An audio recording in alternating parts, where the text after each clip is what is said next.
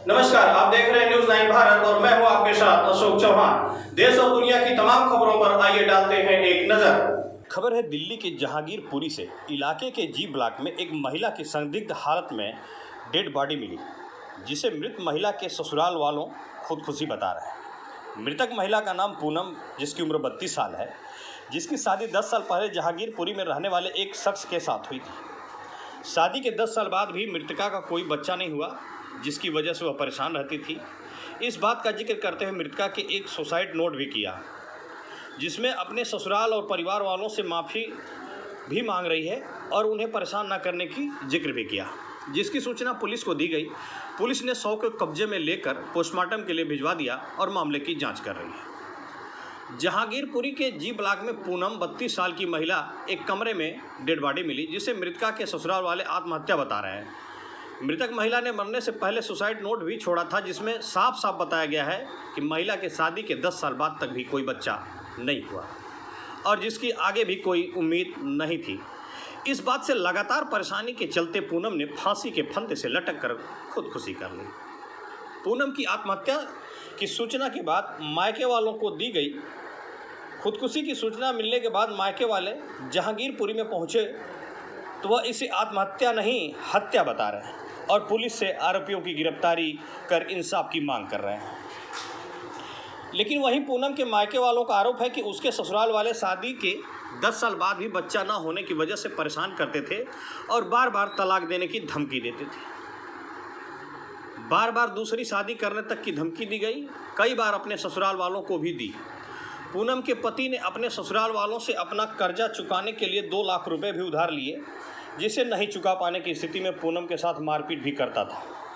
कई सालों से लगातार हो रही प्रताड़ना के बाद परिवार वालों से आत्महत्या हत्या बता रहे हैं और पुलिस से इंसाफ की गुहार लगा रहे हैं। जबकि जिस कमरे में पूनम की फंदे से लटकी हुई लाश मिली, वहां पर एक सुसाइड नोट भी मिला, जिसमें पूनम ने इस बात का जिक्र भी किया है कि शादी के 10 साल बाद भी बच्चा ना होने के चलते वह परेशान चल रही थी। इसी बात से परेशान होकर आत्महत्या कर ली। अब यह हत्या है या आत्महत्या, यह पोस्टमार्टम रिपोर्ट के बाद ही साफ होगा। फिलहाल पुलिस ने शव को कब्जे में लेकर जहांगीरपुरी के बाबू जगजीवन राम अस्पताल में पोस्टमार्टम के लिए भिजवा दिया है और रिपोर्ट आने तक का इंतजार कर रही है। पुलिस मृतक महिला के ससुराल और मायके पक्षों के बयान के आधार पर मामले की जांच कर रही है। Bureau report Sanjay Singh. Haribabu Sahu, HB Sahu है जी। हरिबाबू जी, आपकी लड़की ने आत्महत्या की है, क्या है पूरा मामला? ये ऐसा मामला है सर जी, सुबह 7-8 बजे सुबह फ़ोन आया, हम नन्नगिरी रहते हैं, तो उन्होंने बोला कि हमारे जमाई का कि आपकी लड़की ख़त्म हो गई। मैंने कहा ख़त्म हो गई, वैसे हम भाग लिए, पर और कोई बातचीत नहीं हुई। हम यहाँ आके देखा तो हमारी लड़की का बच्चों को फ़ोन आते रहते, हमने देखा तो उसका ऐसा लग रहा है उसको लड़की को दबा के रस्सी से मारा गया है। अच्छा। समझे, जैसे फांसी का निशान है, ऐसे नहीं लग रहा है, समझे जी। और वो हष्ट-पुष्ट लड़की थी, वो ऐसी लड़की थी कि किसी से भिड़ सकती थी एक आदमी से, उसको वो अपनी फांसी लगा नहीं सकती किसी भी सूरत में, क्यों? उसको कोई ऐसी परेशानी नहीं थी। पर उसके 2 समस्याएं थी। एक तो 8-10 साल पहले शादी होगी, उसको कोई बच्चा नहीं हुआ था, तो उसको वो तड़पाना करते रहते थे कि ऐसा है अगर बच्चे नहीं होंगे तो छोटा दीदी कोई नहीं, बता दीजिए क्या है। वो कह रहा अगर तेरी शादी नहीं हुई तो मैं दूसरी शादी कर लूँगा और तुम मर जा, खप जा, कुछ भी करके लिख के दे जा, समझे, और मैं दूसरी शादी कर लूँ, तेरी शादी नहीं हो। एक बार मेरे से भी बात हुई, मैंने कहा भगवान फिर दे देगा, 20-20 साल में बच्चे होते, ऐसा कुछ नहीं है। और 8-10 महीने पहले मेरे से लड़की ने कहा था, पापा जी इनको 2 पैसे की ज़रूरत है, कि गाड़ी खरीदना चाह रहे हैं, काम वाम नहीं चल रहा है इनका।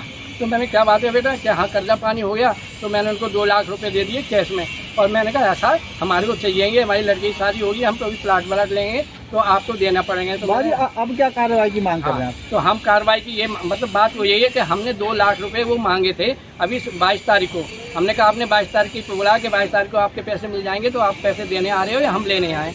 तो उन्होंने कहा मैंने कमेटी उठा ली है, मैं आपके पैसे हैं और मैं देने आ रहा हूँ। मैंने ठीक है। 10 मिनट के बाद फ़ोन आ गया हमारी लड़की के, पापा बहुत मेरे से कलिश हो रही है, मार पिटाई कहाँ से हो रही है। वो कह रहे हैं कि पैसे तो इन्होंने खर्च कर दिए, कर्जे में दे दिए और पैसे नहीं है, कह रहे हैं 1-2 महीने बाद देंगे पैसे। समझे। और बहुत कलेश हो रही है कि मैं भी इसलिए आपकी तरफ से बोली कि आप मेरे पापा की बेइज्जती हुई, कहीं पे प्लाट वगैरह ले रहे हैं तो बयाना बट्टा दे दिया होगा, कुछ होगा। तो फिर मैंने हाल के हाल फोन करा। पुलिस से क्या कार्रवाई की मांग? मैं पुलिस से ये कार्रवाई करना चाह रहा हूँ कि हमारी लड़की ने आत्महत्या नहीं की, 100% नहीं की। अगर 1% मान भी लिया जाए तो इसको जबरदस्ती किसी न किसी तरीके दबाव में आके ऐसा कुछ करवाया गया है, समझे। जो ऐसा लगे कि इसने आत्महत्या करी है, इस पर छानबीन अच्छी तरीके से हो, लड़के को गिरफ्तार किया जाए, उससे छानबीन करी जाए, पूछताछ की जाए, जिससे वो क्लियर बता देगा अपने आप के हाँ क्या कहानी हुई थी। और लड़की हमारी इस लायक नहीं थी जो आत्महत्या कर सकती थी। उसने पैसे मांगा था। मैं इंसाफ यही चाहता हूँ कि मेरी लड़की के बारे में मालूम पड़ा कि हकीकत क्या थी कहानी। एड्रेस क्या है, एड्रेस बताएं। हमारा एड्रेस C1 402 नन्नगरी। अच्छा। और हमारे लड़की के घर का एड्रेस है G1701 धोबी घाट, G1701 धोबी घाट, और वहाँ जहांगीरपुरी। और ये रहने वाले हैं तेलिया नगरा पेट्रोल कसला के।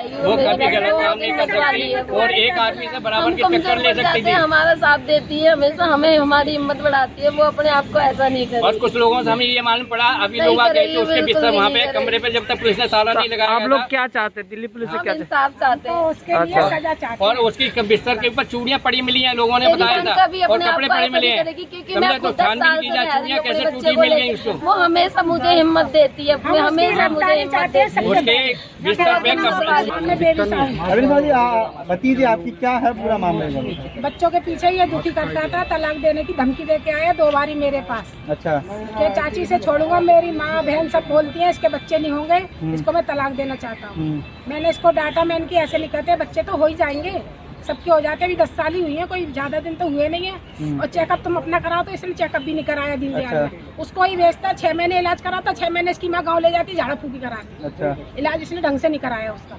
ये नौकरी भी कर रही है इस वक्त। आत्महत्या लड़की ने की है? नहीं जी, नहीं, मेरी मारा होगा। मेरी बहन बहुत हिम्मत वाली है। आप लोग क्या कार्रवाई की मांग कर रहे हम हैं? तो ये मांग कर रहे हैं कि जैसे हमारी लड़की को मारा है, इसके ऊपर कार्रवाई करी जाए और इसको जेल होनी चाहिए। गिरफ्तार किया जाए, फिर पूछताछ की जाए।